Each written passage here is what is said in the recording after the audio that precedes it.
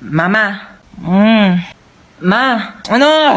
Birthday kasi nung kaibigan ko. Eh di happy birthday sa kanya. Hindi, pupunta sana ako sa bahay nila. 1 linggo. Saan ba yon? Sa Singapore kami, ma. Oh, sige. Hello, thank you, ma. Sige, sabihin ko na sa kanila, ha. Hello. Yes, I'm ready na. Singapore, I'm ready. Ano yan? Ha? Yan, yasot mo. Ba't ka nakaganyan? Saan ka na naman pupunta, ha? Ano sa pupunta? Nagpaalam na ako sa'yo, mama, kanina.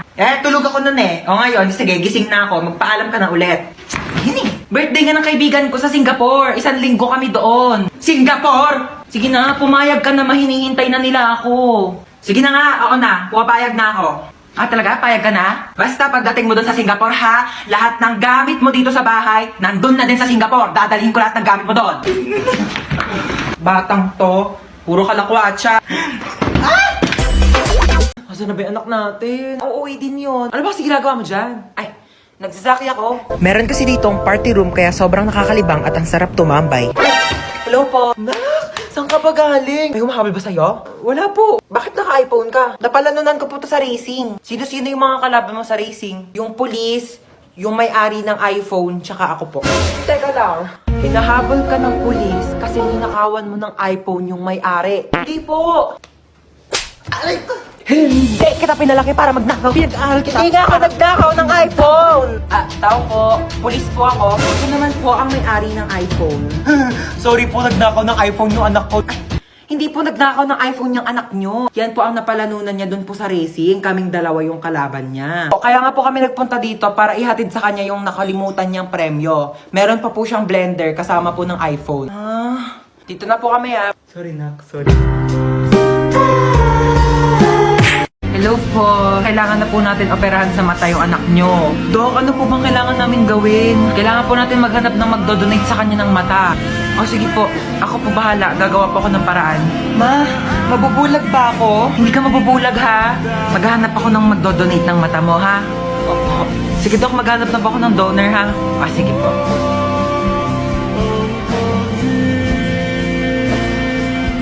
Ay, ayun, buti gising ka na. Asa po si Mama?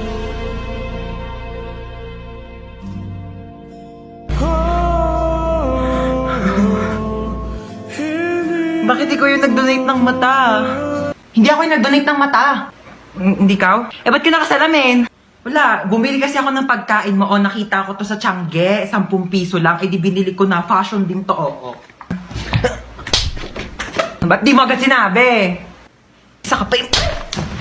Bakit mo ko dinamay? Diba? Yun. Kakainis na niya masyado. Ganda Tapos niya. ito pa. Tapos? Ay, wait lang. Kwento ko na ba to? Ang alinte.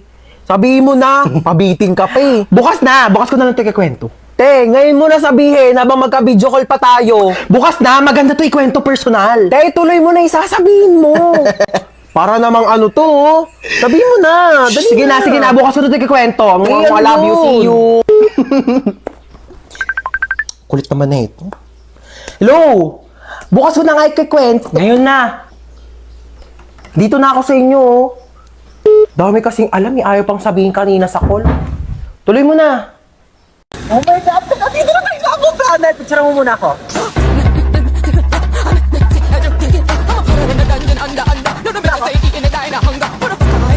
Wait lang, Be. Picture mo muna ako. Dali.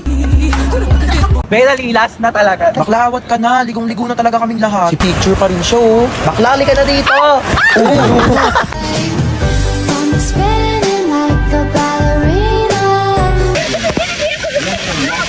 Be, tara dito. Ayoko. Tara na. Malulunod ako. I'm scared. Lo, ate na ito. Tara na kasi. Ayoko.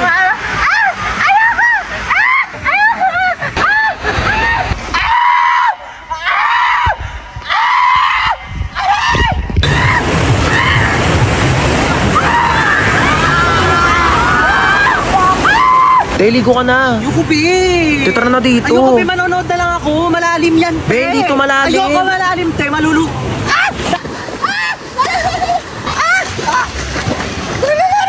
Bakla nasa one seat ka lang talaga. Tumayo ka kasi.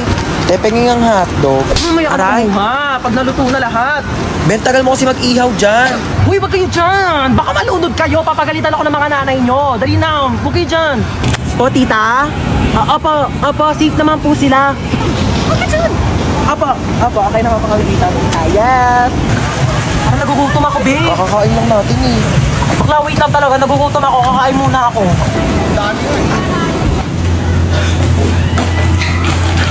Gutom ako.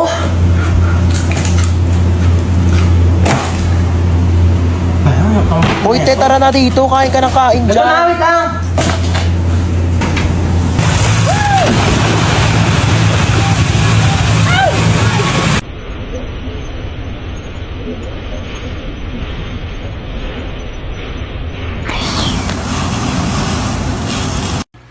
Nak! Po! Nak! Bakit? Nak! Bakit? Nak! Ito na nga, bababa na. Hintay pa ako bumaba, pwede naman sabihin yung utos. O ano yun? Ay, andyan ka na pala. Kunin mo yung pantahi ko. Anong pantahi? Nasaan? Ando sa kwarto ko sa second floor. Ano ba yan? Nasa taas na ako kanina. Pinabababa mo pa ako tapos sa taas lang di pala yung utos mo. Aba, huwag ka magreklamo ha. Kami nga nung kabataan namin naglangoy-langoy pa kami sa dagat tsaka nag-akyat pa kami ng bundok para makapunta kami ng school. Tapos ikaw aakyat ka lang ng hagdan. Dami mong reklamo. Oh, ito na. Thank you. Ay, nakunin mo pala yung walis tingting. Nasa rooftop. Ano ba yan? Nasa rooftop? Ano, may reklamo ka? Wala. Ayan. Ay, kunin mo pala yung timba. Nasa rooftop din. Ano ba yan? Ba't kasi pa isa-isa pa? Oh, ano ba kasi gagawin mo dito sa timba? Maglalaba ako ng damit. Maglalaba kayo nasa rooftop yung washing machine. Ay, oo nga, no. Sige, akyat mo na yung timba na yan.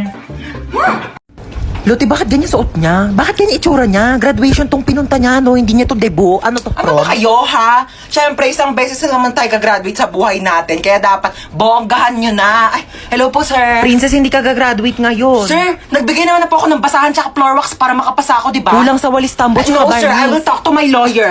Top Thank 1. you po. Opo. Best in math. Ay, Best thank in you po. English. Best in Thank you po. science. Best in Filipino. Thank you po. Best Opo. friend. Best student. Thank you. Best Ang bigat kid. po. Best Thank you po. classmate. Ang init! Pero nga ako nitong diploma mo, ha? Excuse me lang po, no? Bakit po ba dito kami sa basketball court ka-graduate? Mukha po ba kaming mga sasali sa liga? Mukha ba kaming mga basketball player? Anong gagawin namin dito sa medal? Isushoot namin sa ring, ganon. Guys, picture muna tayo dali. Popost ko to sa Instagram. Pero Memories ikaw lang natin naman to. Instagram famous dito Ano ba eh. kayo? Alam niyo ba kung ano secret ko? I-click niyo lang ang link sa bio ko para matulungan na kayo ng Get Insta na mag-grow ang Instagram account niyo. Aray! Ba't naman nananakit? Oo, alam kong kidnap to, kaya nga sumama ako kasi ayoko na sa bahay. Ay! Oh my gosh, bestie, nakidnap ka din? Oh my God! Lo, bakit nandito ka? Kinidnap niyo rin to? Ano makukuha niyo dyan? Wala namang utak yan. Lo, kala mo siya may atay eh. Inenta mo na nga yung atay mo para makapunta ka sa concert ni Billie Eilish eh. Tapos na nandun ka na, sabi mo, Billy Crawford, I love you! Ano ka, nasa Showtime? Bakit nandyan yung crush ko? Kinidnap nyo rin yan? Anong makukuha nyo dyan? Wala namang puso yan. Hindi yan marunong mag-crush ba? Shh! Huwag nga kayong maingay.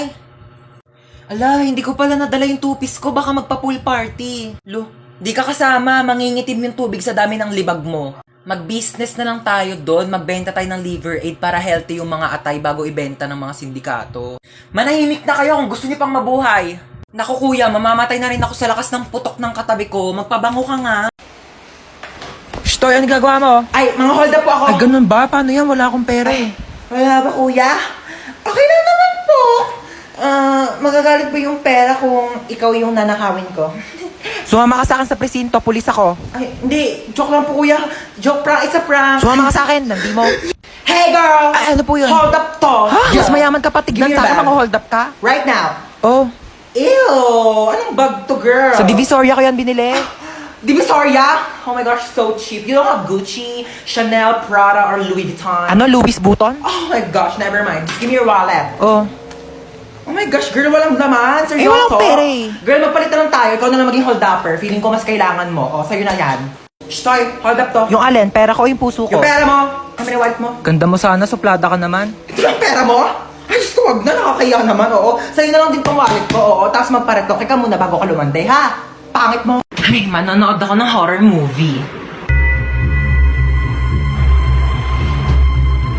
Ang kwentong ito ay tungkol sa isang babaeng nakakatakot na kumakatok sa pinto tuwing 3:00 ng madaling araw. Sus, bakit kasi pinapaniwalaan yung mga gantong bagay? Hindi naman totoo to. based on a true story. Paano magiging true story to? Hindi naman totoo yung mga gantong bagay. Teka lang, anong oras na ba? Alas 3 na pala ng madaling araw.